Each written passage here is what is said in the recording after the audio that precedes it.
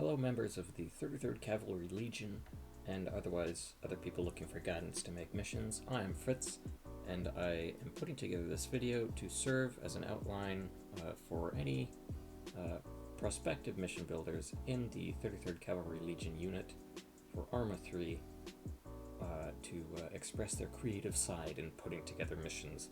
In the 33rd we have a small corps of 3 mission makers, and I personally would like to see that corps expanded and see a bunch of people who may have thought in passing to make missions give it try their hand at it, because it'd be interesting to see everybody's styles in putting together something.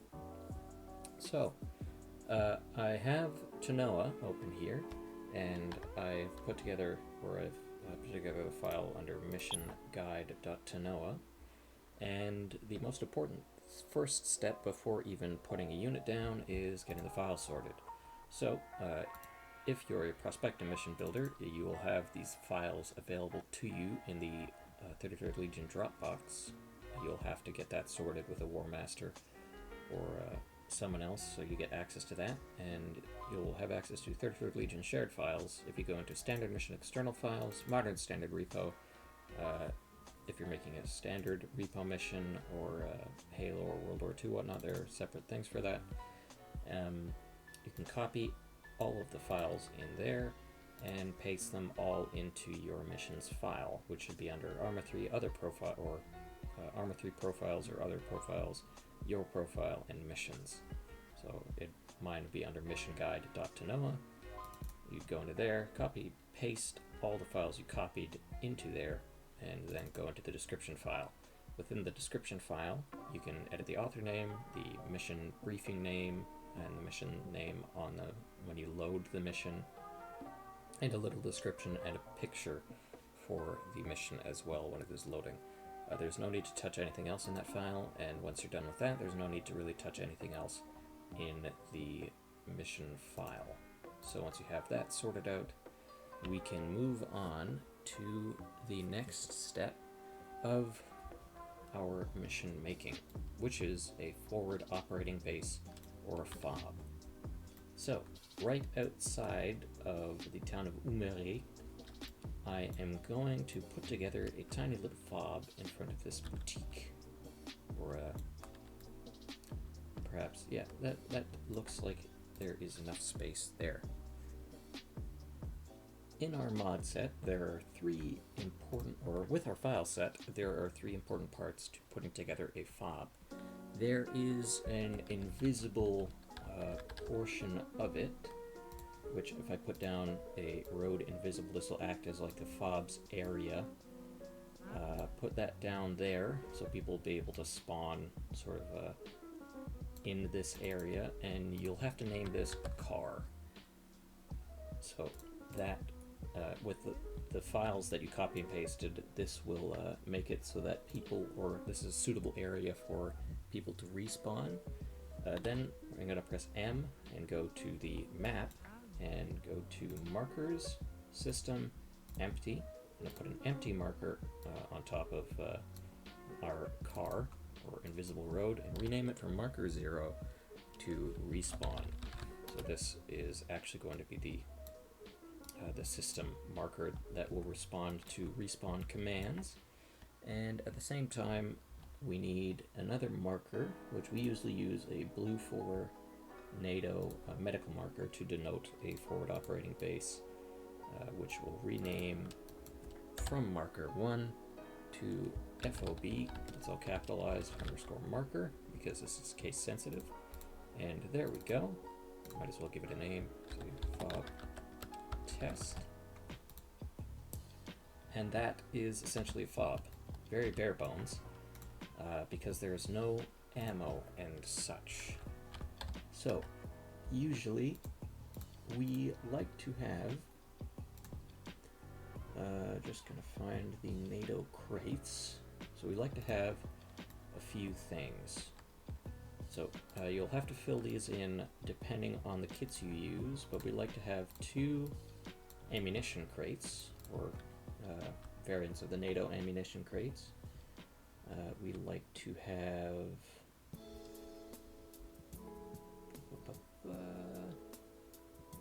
have 2 grenade crates.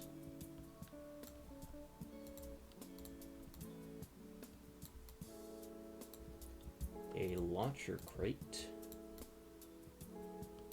That there. And say a special weapons crate. You can mess with these as you like, but this is usually the amount of stuff we like to have, as well as, I'm forgetting, 2 Ace Advanced Medical Supply crates. There we go. And that fills the needs of our fob. So this is essentially a forward operating base. Very bare bones, but for the purposes of this video, I suppose I can put down like a tent or something of the sort that denotes it as something of a military area that would for some reason be here. But I hope you understand the gist of what the fob is supposed to be. You can decorate it as you wish, but I would recommend not putting in too much effort for your fob, just maybe make it look nice, but don't make it look too pretty. Next, we will move on to actually putting together a squad and some kits for said squads. First things first, we'll start off with the platoon. The platoon is who's going to take care of the sort of high command role for a night of operations, and is usually six men. It is made up of a platoon lieutenant, a platoon sergeant, medic, auto rifleman or AR, assistant auto rifleman AAR, and a sniper or engineer, something of a specialist role. I just put down some NATO guys. I didn't want to get too fancy for the purposes of this video, but I will go through their kits in the editor or the Ace Arsenal to make sure that are the 33rd standard requirement sort of thing for kits. Also the squad name, Glory. We usually do that as a traditional thing, just naming our platoon element Glory for the night. And to make sure that the squad name actually stays named Glory throughout the night and it doesn't bug out, we put platoon lieutenant or after the leader of the squad. So the first person that you put down in the squad, you put at Glory or at Alpha, at Bravo, at Charlie, etc. To make sure that it stays Glory. And we also put a set call sign module down and put Glory in that and linked it to the platoon lieutenant or lieutenant if you're British or Commonwealth, to make sure that it stays Glory. Furthermore, the game requires a Zeus to go off without a hit, or to go off unproblematically, a human hand to make sure everything works right, and someone who can place enemies if they haven't been, or work things out as the mission goes on. And to do that, I've noticed we've moved away more so from having a strict Zeus role, but if you would like, just to have the Zeus, you have to put down a game master, the Zeus game master module, and type in the owner as pound or hashtag admin logged, and set the default add-ons to all add-ons, including unofficial ones. As I was saying, we moved away from really having I have moved away from having a separate Zeus role, but if you would like to do that, you could, just as a precaution, place out an officer, give him a high rank just for shits and giggles, and call him Zeus, and make sure that his call sign works out. Zeus, and copy another call sign down, and there we go. So that guy is the dedicated Zeus, if you would like. If you don't have a dedicated Zeus, it is fine. Any soldier that the logged admin has selected on the mission screen will be the Zeus. So you could be a rifleman, a medic, whatever. So, moving on to the kits. SL, or squad leaders, which I'll take this guy for example, in their uniforms, Usually we give them a 148 radio, which is long range, and a 343 radio, which is short range, so they can communicate between other squad leaders and the troops on the ground. We usually give every soldier 3 elastic bandages, 3 packing bandages, and 3 quick clot bandages. And then we move down here. If we have enough space, we usually give cable ties, but we never really do any hostage operations, so I will skip on that for now. 1 epinephrine auto-injector. Scroll down more. A mag light, map tools, 1 morphine auto-injector, and then a couple tourniquets, and as is always required, a pack of cigarettes and a lighter or matches. So that is what is inside any squad leader's uniform. In their vest, usually we have just ammo for their gun, some grenades, usually, or grenades and colored smokes. So like if you have 3 white smoke grenades, usually we give squad leaders red and green smokes, and medics blue and purple smokes, and we just give riflemen and any others white smokes. If there's not enough space in the vest, we'll put it in a bag, but if the unit doesn't really need a bag, there's no necessity for it. If you do have a squad leader though, he usually, or the officials and assistant auto riflemen, or people that would usually have binoculars, get binoculars, map, GPS, depending on the time frame of your mission, you might want to remove the GPS or not, and everything else is a-okay. So we'll move on. That kit would be the same for the platoon sergeant and the squad lead and assistant squad lead, because they're or the assistant squad lead is essentially a second squad lead, just in case the original one gets shot or is taken out of action. For a medic, which is an important role, and so medics, anyone who is not a squad leader or assistant squad leader, gets a 343, or sorry, I'll move that out there, 343, and same thing, 3 elastic bandages, 3 packing bandages, 3 quick clots, skipping cable ties, getting an epinephrine auto-injector, maglite, map tools, morphine, and then moving down to a couple tourniquets, and a packet of cigarettes, and a lighter. In his uniform, you can fill that out with the smoke grenades and ammo that you would like, and usually our medics have a backpack, which this one has. It will need a little bit of a load, so I'll do a kit bag, because kit bags, yeah, this load covers most or all of the needs of a medic. And for our medics, we give them 25 elastic bandages in the bag, 20 packing bandages, and 20 quick clots. We give them 8 liters of blood in 1,000 milliliter packets, and 6 or 3 liters of blood in 500 milliliter packets, so 11 liters in total. You'll be able to resupply throughout the mission at the forward operating base, which you'll have designed. After the blood, we give them 10 epinephrine auto-injectors, 10 morphine auto-injectors, 10 splints, and 5 tourniquets. And that should be your medic, and they don't get binoculars. Otherwise, the medic's kit, aside from the bag and the medical supplies, would go for anyone else. Say, I'll just go down to an AAR is basically just a rifleman with extra ammo for the AR on his back. So you'd have a bag on the AAR with this guy's magazines, but he's essentially just a rifleman.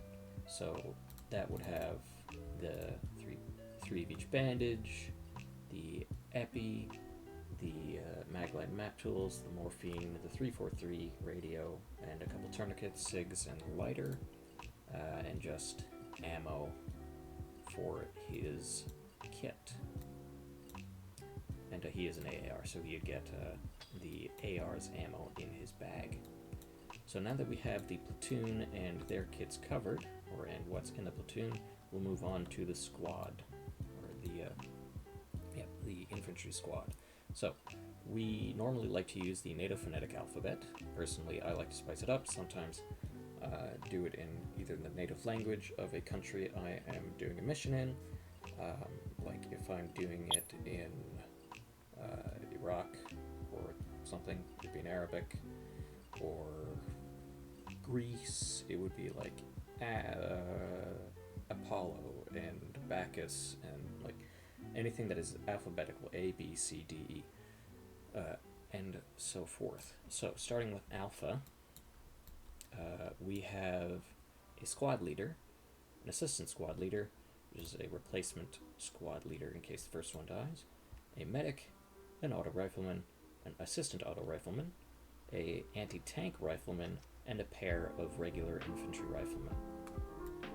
Sorry, that's redundant, just a pair of riflemen. And usually we have 3 infantry squads, so just to show you the size of them, I'll copy and paste them out. So we'd have Alpha, Bravo, and Charlie here. And as you can see, or if you have noticed throughout my explanations here, all of these guys are put as playable. So to make sure that these guys are accessible and playable in multiplayer, you'll have to check the playable option. And just as a last note, I personally also like to add a little bit of flair by adding people ranks. So in the platoon lieutenant is a lieutenant, sergeant's a sergeant, a medic is down to a corporal, and then or the AR is a corporal as well, and the AAR and anyone else is a private. Thing that would go the same, sort of the chain of command would go the same sort of for the infantry squad, where a squad leader instead of a lieutenant is a sergeant. Assistant squad leader is bumped down to a corporal, medic is corporal, AR corporal, AAR, rifleman AT, and the 2 riflemen are just privates. So that is the squad, and next I will go into setting up an objective and starting/ending a mission. So objectives and setting them via the Eden editor is simple once you learn what you have to do. So our objective for the purpose of this video will be to kill this man. He is a bad man. He has committed several crimes, and we must stop him. So from our fob, well, of course it'd be in a real mission more spaced out and whatnot, but I hope that after watching this brief tutorial you'll be able to extrapolate what I'm doing to a larger theater. So to start off, because this is the first mission, we actually, or just to make sure everything works correctly, I'm going to put down a trigger and set the condition to true, but with a delay of 3 seconds. So once the server starts, everything actually just needs to get ready and set up, or within all the code and whatnot. So the delay makes less of a margin for error once the server starts, because sometimes I've had trouble where I just place the task module. It will assign, or occasionally it won't, but where it occasionally, as I said, doesn't assign, or just doesn't, or even though you complete the objective, the trigger doesn't work because it got jumbled together in all the things that were starting up in the server. So in all of my mission making, adding a trigger that actually gives a delay of 3 seconds between server start and the trigger activating works, and makes the trigger actually activate. So this trigger will activate, or will assign us, if I put this on state assigned, this objective. So I put on a create task, and for our server, it usually works if we put it on all playable units. Now I will give this a title, kill this man, and you can put a description, say he's bad. And you can also change the task type, and I will put this on the kill icon. So, great, we have a task. Now we need to set a way to actually finish it. So I will put down a trigger, and for the case of this guy, there are two different ways you could go about this. You could put down a very small area trigger and set it to Op4 because the unit is Op4 and not present, which means that once this guy is dead, Op4 will no longer be present, the trigger will be satisfied, and you can connect this to the set task state module, put it on succeeded, and then connect that to the task, which will complete the task as a success.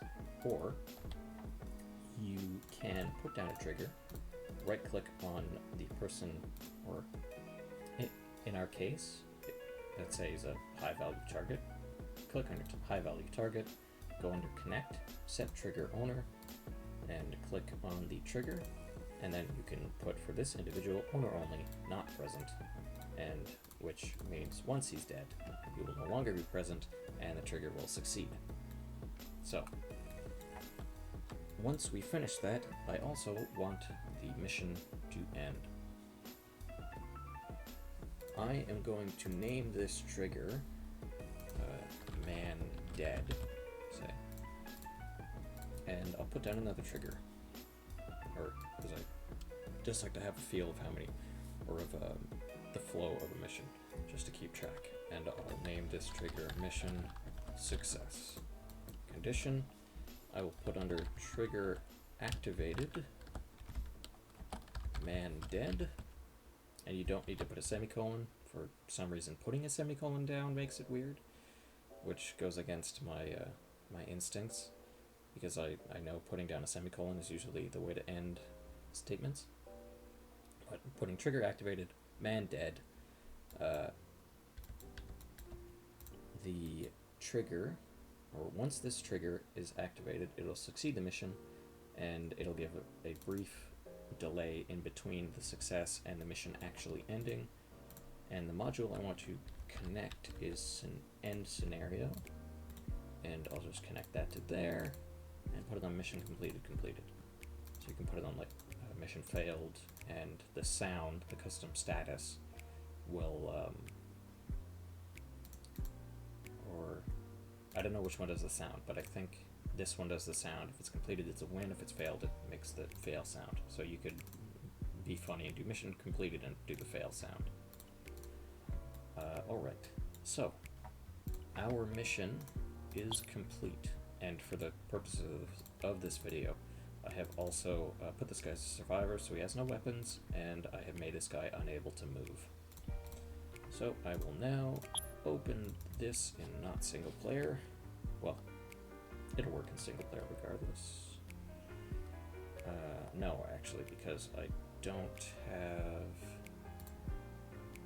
a player, so I'm not in single player. I will play in multiplayer. Wait for the guy to load. And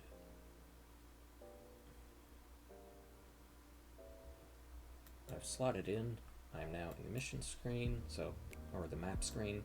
From here you can like, usually we brief once we're on the map screen, go over what's going on in the mission, go over the objectives, but now we do mission briefings inside the mission because, oh.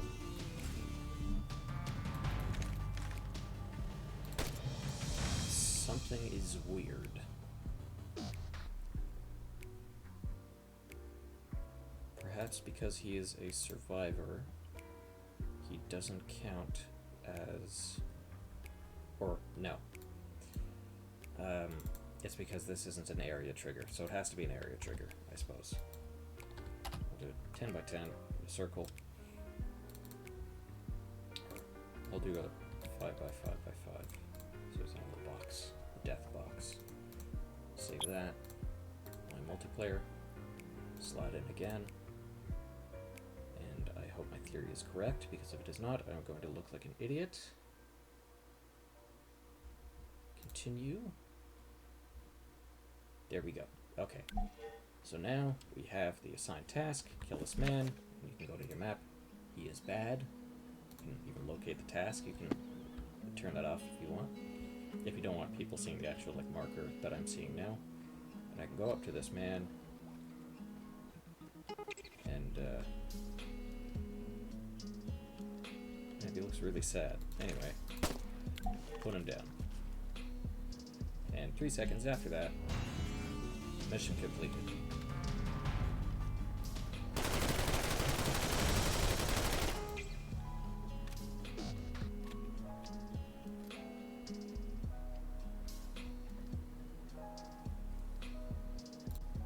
Albeit small, your mission is ready to go.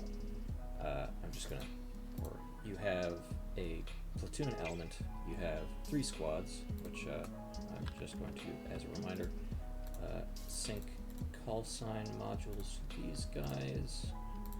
Or you also have to make sure don't screw up like I did and keep these guys at Alpha. You have to name them their respective squads, so at Bravo and at Charlie. And I'll put their names as well in the call sign. Anyway, as I was saying, you have a glory element, a dedicated Zeus slot, 3 infantry squads for numbers you might get, an objective, and a trigger that activates once the objective is complete. From this little setup, you can easily extrapolate missions and whatnot, or objectives and whatnot you want to have across the map, and different ways you want to have them completed, because there are many different ways to have them completed. But usually, if you want to do like a regular sort of assault mission, just opt for not present or this or kill this guy is a good way to go. You also have a fob for people to respawn at with the markers working, and we have to make sure that everything in the attributes are set up before you actually save it as a multiplayer mission. So I'll give it a title, mission test, and check off the required DLC because we don't want that. And if you want to, you can actually put a little intro text here on the bottom and put a delay. It's usually good to maybe have delay of half a minute to a minute. You can name that as you like, but that's all you need in general. Environment, you can play around with the date and time. If you want it to be like a night mission, set it to nighttime or noon or early morning. And you could also set the fog rolling. Oh, that's a lot of fog, like fog, etc. Nothing much to do in there. It's mainly just playing around. And you can do the most important thing is setting the game as cooperative mission up here, and then going all the way down here and clicking Save Loadout. There's nothing else you need to click in the multiplayer attribute section. Click OK, and that's good. And there's nothing else in performance. So once you save the mission and make sure everything is where you want it to be, you should be able to export to multiplayer, and you'll be able to put this mission in or take this mission from your MP missions or file, which is under your Steam Apps Common ArmA3 MP missions. It'll be the most recent file. It'll be a PBO, mission guide, or I'm looking at mine right now, it's missionguide.tanoa.pbo. To put it on our server, once you have access to the Dropbox, or before you have access to the Dropbox, you might have to send it to a mission maker who already has access, but if you copy that file and go to the 33rd Legion shared files, ArmA, and missions, if you copy that in, it should update the server, and you just need to do a quick !restart ArmA on the Discord, and the bot will restart the server and make sure that that mission file is on the server and ready to be played. So where we are here right now is a, albeit very bare bones mission, but it is a mission. There's not much meat to it, but I'm hoping that through this quick demonstration you have been able to learn the very basics of putting together a mission. I encourage you to be fancy with your kits and creative and fun with your objectives. And from here, I will say best of luck with your mission building, and ciao.